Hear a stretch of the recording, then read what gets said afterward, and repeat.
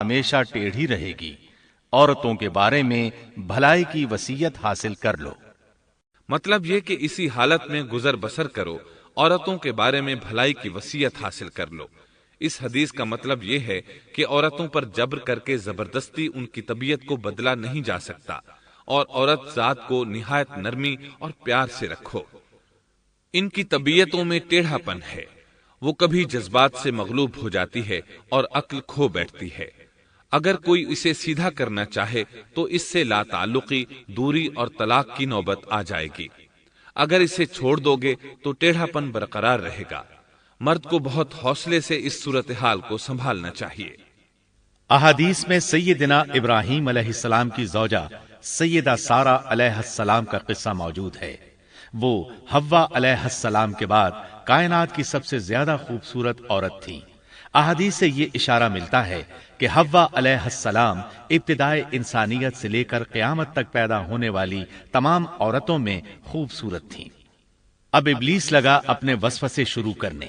آدم اور حوا علیہم السلام دونوں اللہ کے حکم سے جنت میں تھے کہ شیطان نے انہیں پھسلانے کی کوشش شروع کر دی۔ اللہ تعالیٰ فرماتے ہیں، وَقُلْنَا يَا آدَمُ اسْكُنْ أَنْتَ وَزَوْجُكَ الْجَنَّةَ وَكُلَا مِنْهَا رَغَدًا حَيْثُ شِئْتُمَا۔ اور ہم نے کہہ دیا، اے آدم، تم اور تمہاری بیوی جنت میں رہو اور جہاں سے چاہو با فراغت کھاؤ۔ جنت بھی کیسی؟ اللہ فرماتے ہیں، وَجَنَّةٍ عَرْضُهَا السَّمَاوَاتُ وَالْأَرْضُ، وہ جنت کہ جس کی چوڑائی ہی آسمانوں اور زمین کے برابر ہے۔ سو اس جنت میں سے جو چاہو سو کھاؤ، کچھ بھی منع نہیں سوائے ایک درخت کے، چنانچہ ارشاد ہوا، وَقُلْنَا يَا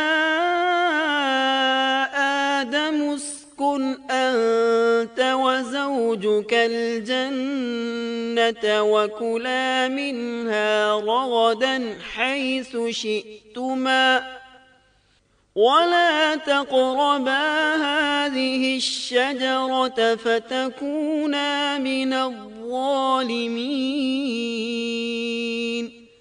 اور ہم نے کہا، اے آدم، تم اور تمہاری بیوی جنت میں رہو، پھر جس جگہ سے چاہو با فراغت کھاؤ، اور اس درخت کے پاس مت جاؤ ورنہ ظالموں میں سے ہو جاؤ گے۔ ایک اور جگہ فرمایا، وَإِذْ قُلْنَا لِلْمَلَائِكَةِ